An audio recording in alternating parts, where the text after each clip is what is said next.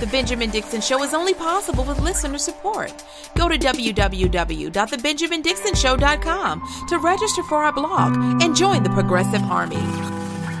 What's up, everyone at the Progressive Army? Ben had to take care of some things today, so my name is Brian Lewis, and I am back to hold it down and talk about another very important topic with you guys.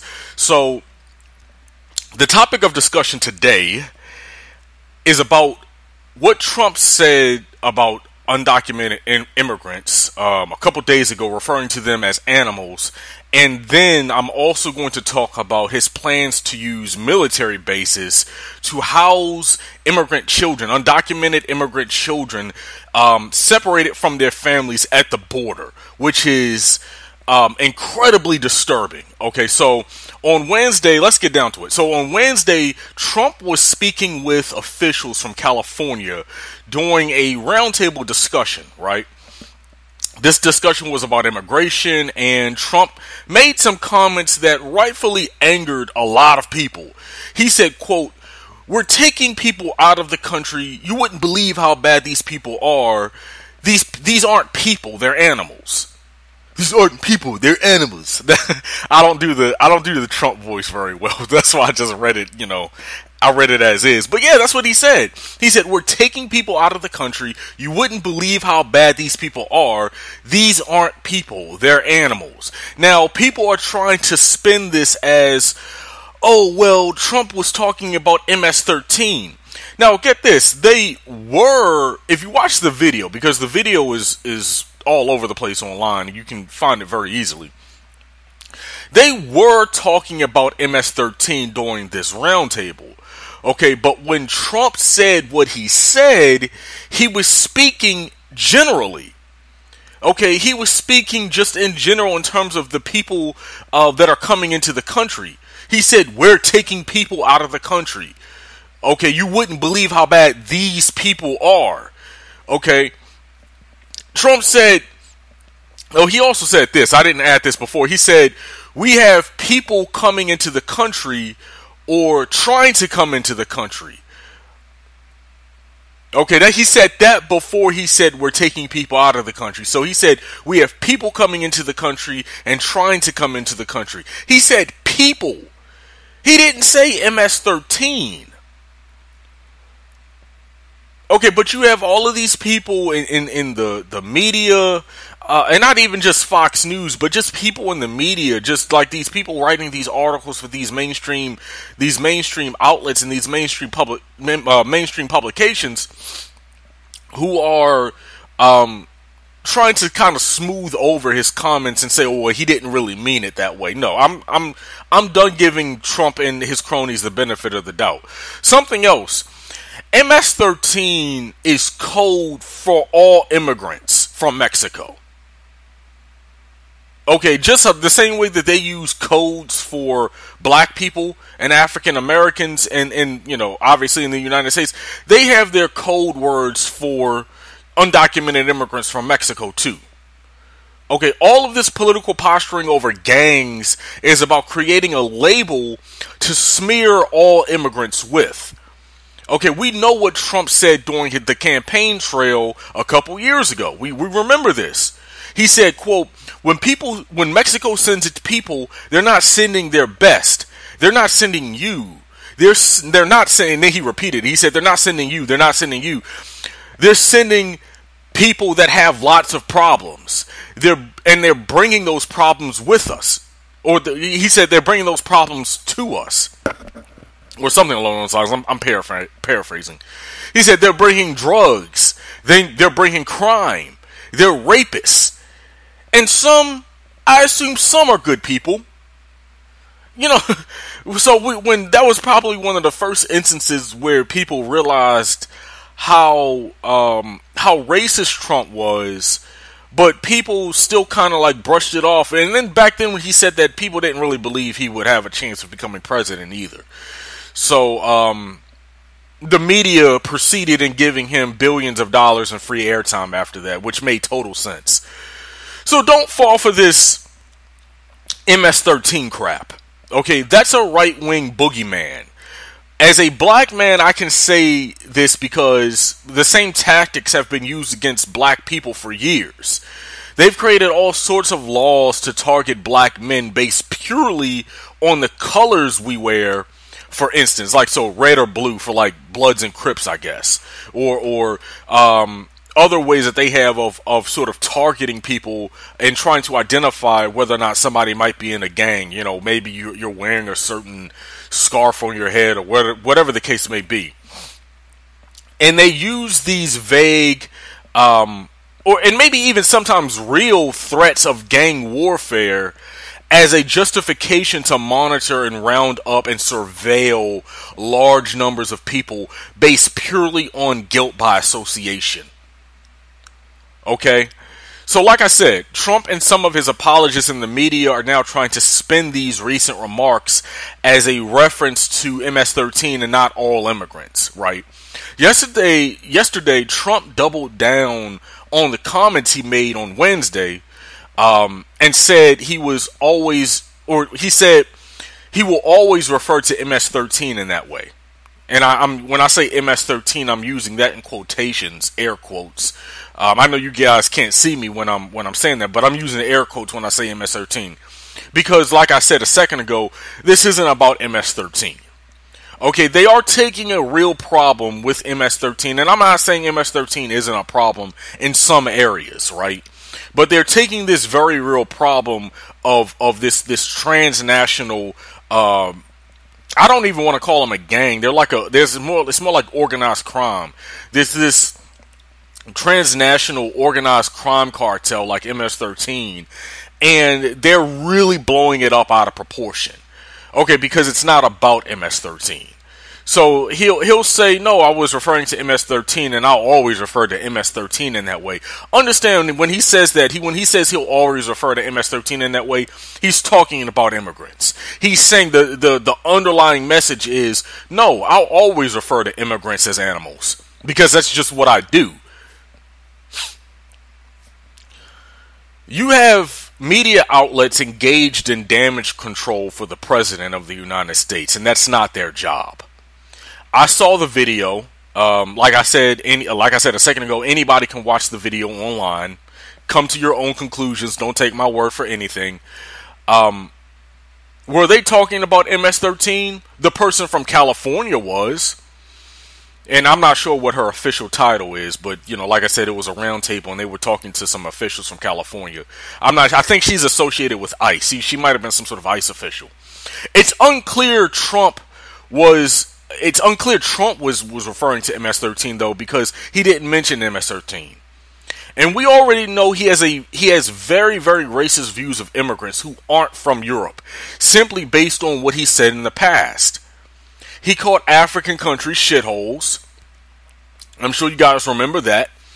He's canceled temporary protected status, or TPS, for all sorts of groups that need it. I mean, they're in the country for reasons such as warfare, maybe even organized crime warfare, drug warfare, maybe some sort of natural disaster that occurred.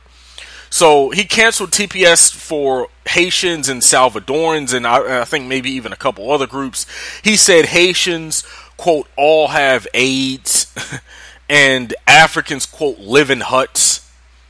I mean, the man has incredibly backwards views about non-whites, about people of color. Incredibly backwards views, incredibly derogatory, racist views. If that's not clear by now, then you're going out of your way just to not see it. Alright? So caping from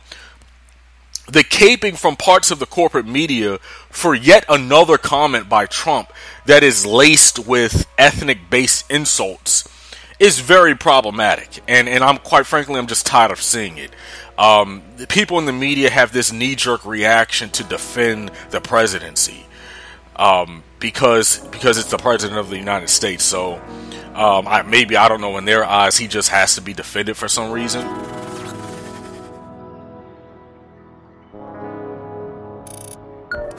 Now, let me segue into another aspect of this discussion that I don't see a lot of people talking about.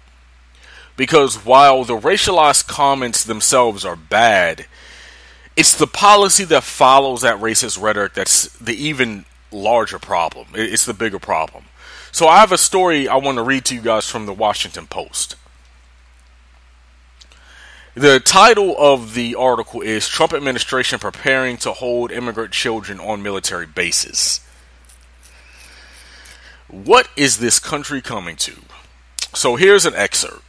The Trump administration is making preparations to hold immigrant children on military bases, according to Defense Department communications. The latest sign the government is moving forward with plans to split up families who cross the border illegally. According to an email notification sent to Pentagon staffers, the Department of Health and Human Services will make site visits at 4 military installations in Texas and Arkansas during the next 2 weeks to evaluate their suitability to shelter children. The bases would be used for minors under the age of 18 who arrive at the border without an adult relative or after the government has separated them from their parents. HHS, or Health and Human Services, is the government agency responsible for providing minors with foster care until another adult relative can assume custody. The email characterized the site visits as a preliminary assessment. Quote, no decisions have been made at this time, end quote, it states. An official at HHS confirmed the military site visits, speaking on the condition of anonymity because the plans are not yet public. The official said that HHS currently has the bed space to hold 10,571 children. Okay, and in the article they said they made. I'm big on like word usage, especially when it's coming from the media, the corporate media, because oftentimes you will find that they try to shield government officials from accountability by using certain sort of vague words, and words that don't really get at the heart of what's actually going on. So the Washington Post article, another paragraph, a few paragraphs down, says those facilities are at 91% capacity, because it's referring to something else. The HH official said, and the Trump administration's crackdown plans could push thousands more children into, quote, government care. Okay, and I say that because this has nothing to do with care. That word care should be nowhere in this article. This is not about the government housing children to take care of them. Okay, they're trying to make it seem like they're going to be getting, Obamacare or something like that. No. Okay, this is rounding up children, and this is about collective punishment. So let's call it what it really is. This is a plan to set up internment camps for immigrant children. Why they even need to split apart families is mind-boggling to me. That's something they want to do. That's not something that they necessarily need to do. Now, as the article stated, if you have a situation where you have children under the age of 18 coming through or attempting to come through and cross the American border, and they don't have their parents with them, that's one thing. I mean, and even for me, I think that they should just be sending these kids back. Why they need to hold people why they even need to hold people to begin with is problematic. I mean, maybe there's some sort of backdoor thing that they need to figure out. Maybe they need to figure out where they're from. Maybe they want to try to connect them with their families in their native countries. I don't know the process of what they go through once they actually detain them. But yeah, but so that's one thing. Like, if you have children coming through and they don't have any parents, that's one thing. I still don't agree with it, but that would be one thing. But having them having ICE and HHS and these other government organizations, these other, police organizations and whatnot, actively splitting apart families just for the hell of it is extremely disgusting. Okay? This is something they are doing by choice. They're using the threat of separating parents from children, okay, as a deterrent to stop people from attempting to come over in the first place. And if they still make that attempt to come over the border, this is their punishment. Okay, this is not good by any stretch of the imagination. Okay, the literal definition of an internment camp is a facility that is used to confine prisoners for political or military reasons. Okay? And this falls under those reasons. Rounding people up, essentially, that's what you're doing. You're rounding people up and you're putting them into a base or camp. Okay, and first of all, you're using the military. Some people might say that's not a military reason per se, but you're using the military, and it is a political reason. There is a political agenda behind it. So these are internment camps. I wonder where Alex Jones is. Funny. Alex Jones has been a fire-breathing conspiracy theorist for years about how the government is coming to round us up and they're going to put us into internment camps. He's been going on that spiel for years now. Funny. Alex Jones, where are you at? Here are your internment camps. It really kind of just goes to show you how full of people like Alex Jones are. And it kind of just goes to show you how, when they go, a lot of those right-wingers and conspiracy theorists on the right, when they talk about the threat of the government doing certain things, they're talking about the threat of it happening to them. Okay, the moment, they see something happening to black people or Muslims or undocumented immigrants, mum's the word. They're about as silent as you can possibly be. Okay, they talk about the government coming for you and everything like that, which the government has been doing that to black people for decades, but apparently they don't really seem to have much of a problem with that. They support the police state when the police state is attacking black people. They support the police state when the police state targets black activists. So a lot of those people are just full of it, just completely full of it. Because when I was reading this, I was like, yeah, this is something that they would talk about. This is something, if this were happening, guys, if this were happening to conservatives,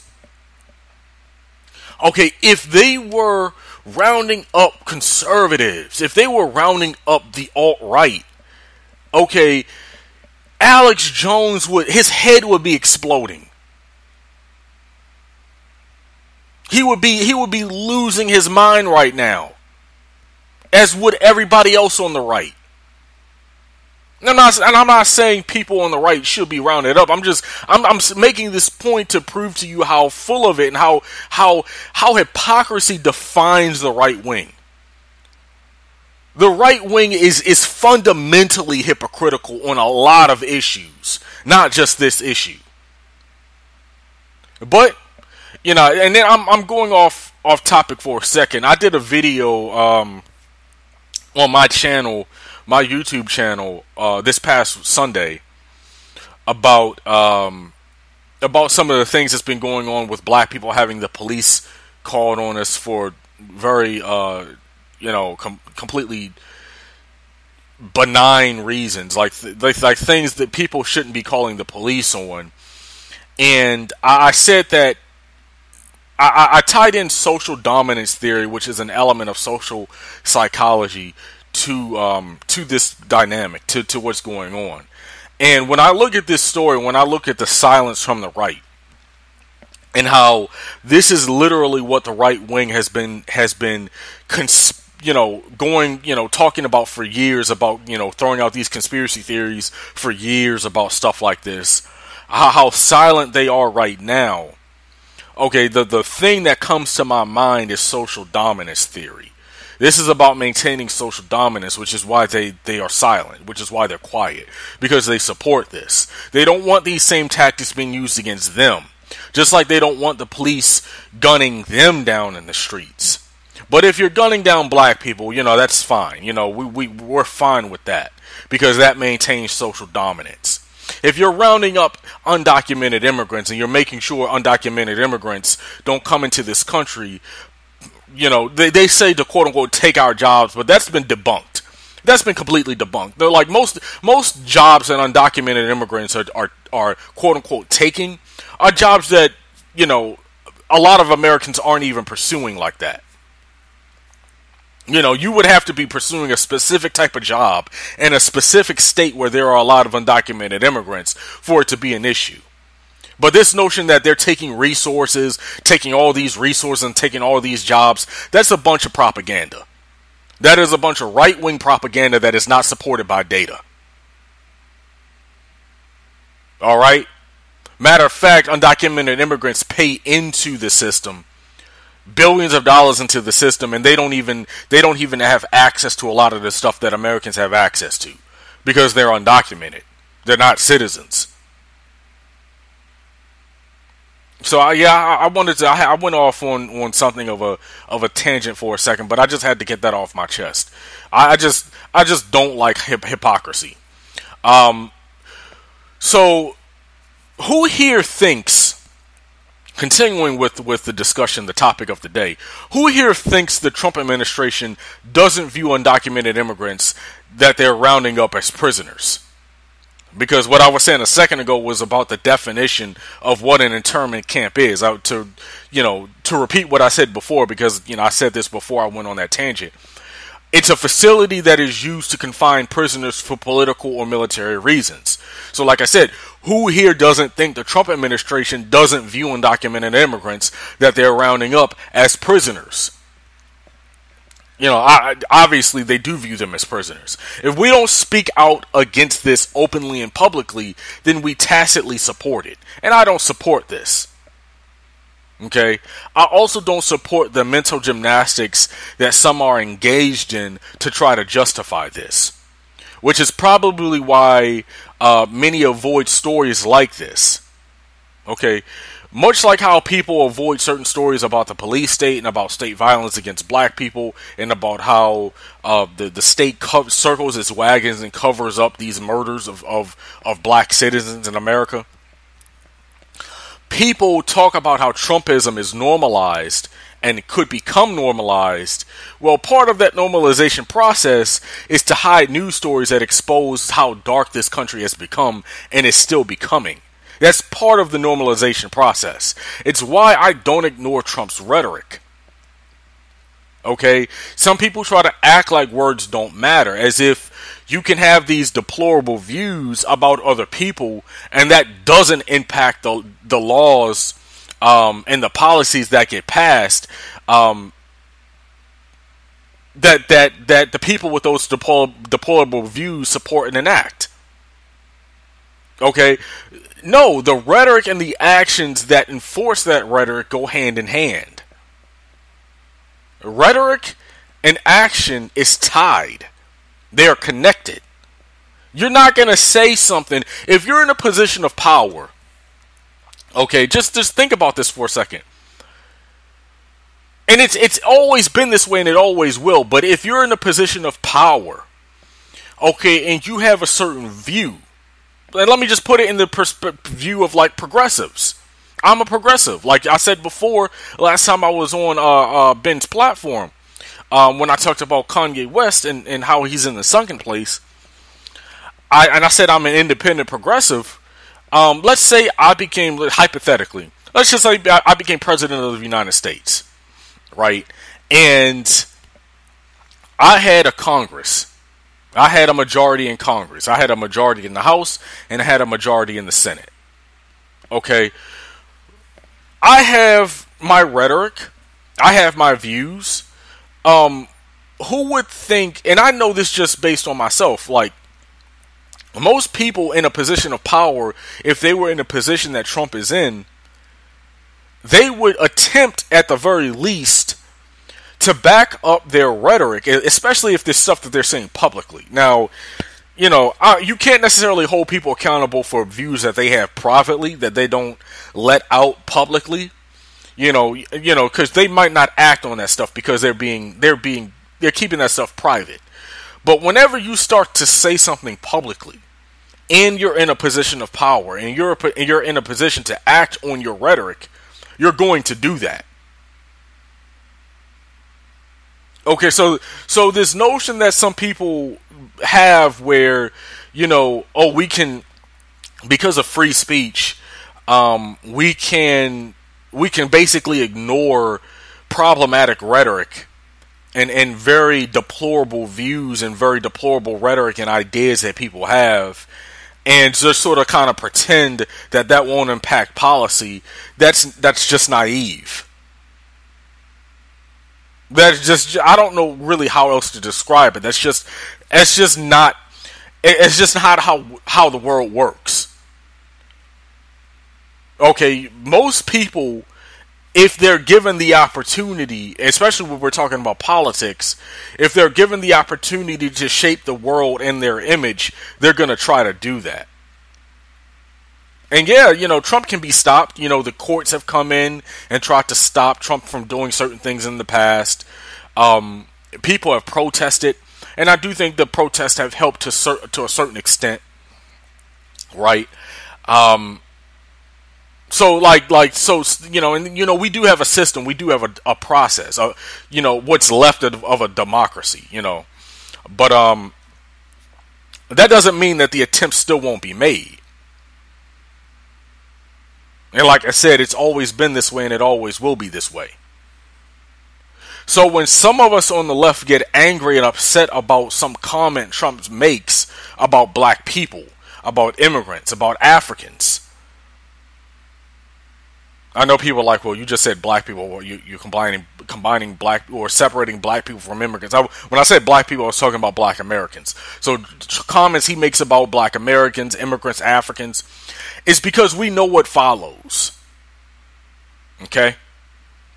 We know that sooner or later Trump and his cronies will act on those words and those beliefs. So we have to call this out. We have got to call this out. The Dems are trying to block this in Congress. We'll see where that goes, and maybe the courts will find a way to get involved. I don't know. But we can't just sit around watching this country fall into the abyss. Then we'd literally be that meme that you see all over social media of that dog sitting at the table, sipping tea as his house burns, pretending that this is fine. His house is burning around him, but he's saying, this is fine. This is okay. This is accepted. We can't be like that. And there's one last thing that I wanted to mention. Let me see if I can find it. Because the military, where's that article at? The military is really honestly backtracking. Well, no, I wouldn't say backtracking, but they're trying to distance themselves from what the Trump administration is trying to do politically. And I saw this on Twitter. This is from the Military Times. I don't read the Military Times, so I'm sure they have a bias of some sort, of obviously a military bias. But I just saw this headline, and I thought it would be interesting to add to this discussion before I end the show. The title of the article is "The Military Won't Be Responsible for Immigrant Children If They Are Detained on Bases," DOD says. So the Department of Defense is basically saying, yeah, if you're putting immigrant children on bases, we can't necessarily stop you from doing that, but we're not going to be responsible for that. And this is part of the article. I'm not going to read the whole. Well, the article isn't even that long, but it says, quote, the military would have a very limited role under a Trump administration plan to use bases to separate illegal immigrant children from their parents. Pentagon Press Secretary Dana White said Thursday. The proposal under consideration by HHS, the Department of Health and Human Services, would separate families who were detained after crossing the U.S. border. The children will be housed on military bases in Texas and Arkansas. I read that already, yada, yada, yada. Let me see. They're basically just repeating stuff that I've already read. Okay, so it says, further down, it says, if children are detained on the bases, HHS would have full responsibility for feeding them and caring for them, White said. And like I said, White is the press secretary for the Pentagon. They would ultimately have responsibility for these children, she said. And then this is interesting. It said this is not the first time the bases have been used in this capacity. In 2014, Lackland Air Force Base was used to detain immigrant children, and at the time, HHS installed a fence to separate the children from the rest of the base. In addition, a complex with an 1,800-bed capacity was used in 2016 at Fort Bliss to house unaccompanied minors who immigrated to the United States. Etc., etc., etc. So this has been done in the past, and it wasn't good then, and it's not good now, and it's only going to get worse, because in the past they said 1,800 beds were used, in 2016. In 2014, it doesn't say how many people were housed. They're now talking about like 10,000 plus people. So as we go along, this is what happens when you allow these things to happen. And you don't really call it out, and this stuff doesn't really get media coverage and media attention because people don't want to answer for it. And like I said, it's about maintaining social dominance. It's about maintaining a certain status quo. But this is what happens. It starts out being a few hundred, then a few thousand. Now we're talking about 10,000 plus. Okay? This is how it starts. It slowly gets worse and worse and worse. So that's primarily what I wanted to talk about today. Check me out on Twitter @_blackintellect. Check out my blog at www.blackintellectual.com.